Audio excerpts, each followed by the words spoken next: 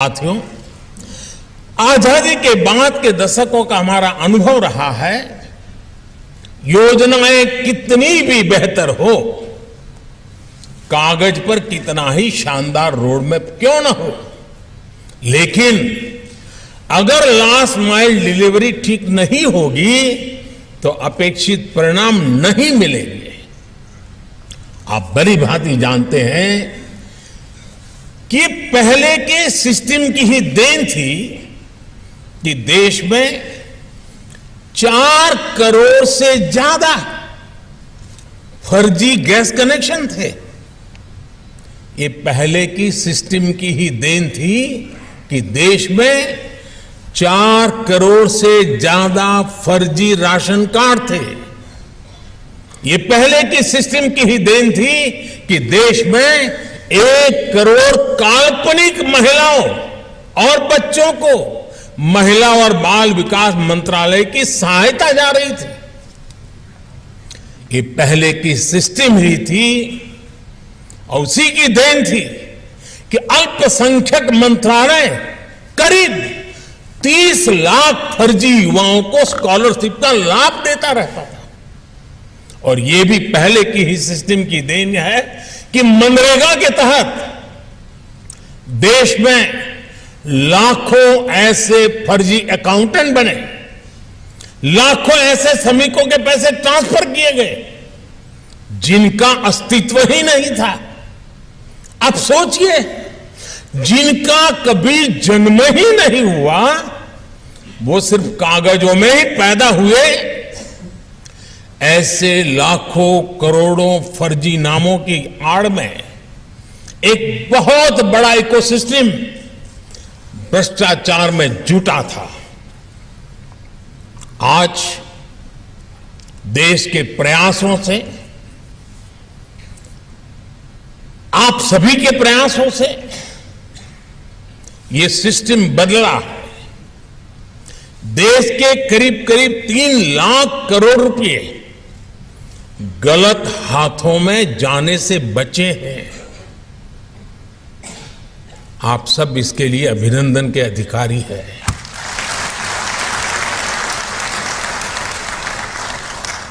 आज ये पैसे गरीबों की भलाई के काम आ रहे हैं, उनका जीवन आसान बना रहे हैं।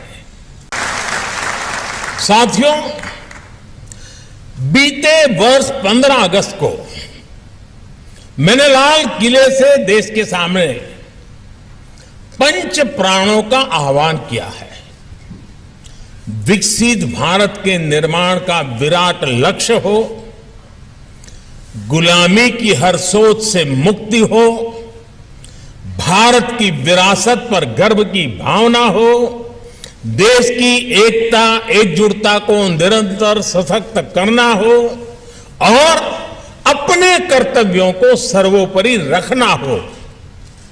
इन पंच प्राणों की प्रेरणा से जो ऊर्जा निकलेगी वो हमारे देश को वो ऊंचाई देगी जिसका वो हमेशा हकदार रहा है।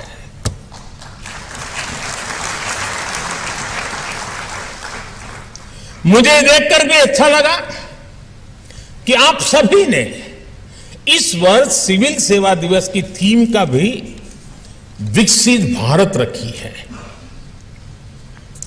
विकसित भारत के निर्माण के पीछे क्या सोच है, ये उस पुस्तक में भी झलकता है जिसका अभी विमोचन हुआ है। विकसित भारत सिर्फ आधुनिक इंफ्रास्ट्रक्चर या आधुनिक निर्माण तक सीमित नहीं है।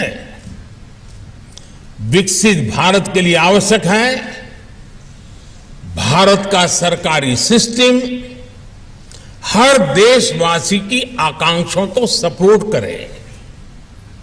विकसित भारत के लिए आवश्यक है भारत का हर सरकारी कर्मचारी देशवासियों के सपनों को सच करने में उनकी मदद करे। विकसित भारत के लिए आवश्यक है भारत में सिस्टम के साथ जो नेगेटिविटी बीते दशकों में जुड़ी थी वो पॉजिटिविटी में बदले, हमारा सिस्टम देशवासियों के सहायक के रूप में अपनी भूमिका को आगे बढ़ाए।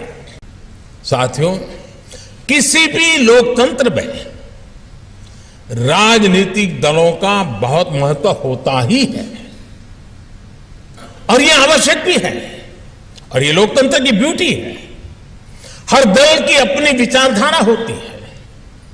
संविधान ने हर दल को यह अधिकार दिया है, लेकिन एक ब्यूरोक्रेट के तौर पर, एक सरकारी कर्मचारी के तौर पर अब आपको अपने हर निर्णय में कुछ सवालों का अवश्य ध्यान रखना ही पड़ेगा।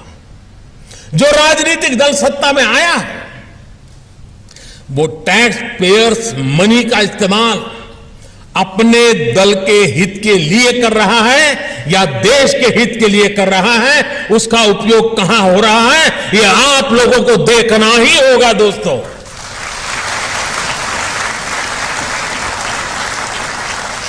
वो राजनीतिक दल अपने दल के विस्तार में सरकारी धन का उपयोग कर रहा है या फिर देश के विकास में उस पैसों का इस्तेमाल कर रहा है, वो राजनीतिक दल अपना वोट बैंक बनाने के लिए सरकारी धन लुटा रहा है या फिर सभी का जीवन आसान बनाने के लिए काम कर रहा है, वो राजनीतिक दल सरकारी पैसे से अपना प्रचार कर रहा है या फिर ईमानदारी से लोगों को जागरूक कर रहा है, वो राजनीतिक दल अपने कार्यकर्ताओं को ही विभिन्न संस्थाओं में नियुक्त कर रहा है या फिर सबको पारदर्शी रूप से नौकरी में आने का अवसर दे रहा है।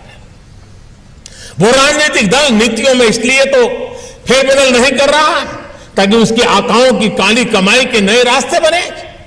आप अपने हर फैसले से पहले इन सवालों के बारे में जरूर सोचें। सरदार पटेल जिस ब्यूरोक्रेसी को स्टील फ्रेम ऑफ इंडिया कहा करते थे, उसी ब्यूरोक्रेसी को उनकी अपेक्षाओं पर भी खरा उतरना है, क्योंकि अब अगर ब्यूरोक्रेसी से चूक हुई तो देश का धन लूट जाएगा, टैक्स पेयर्स मनी तबाह हो जाएगा, देश के युवाओं के सपने चकनाचूर हो जाएंगे।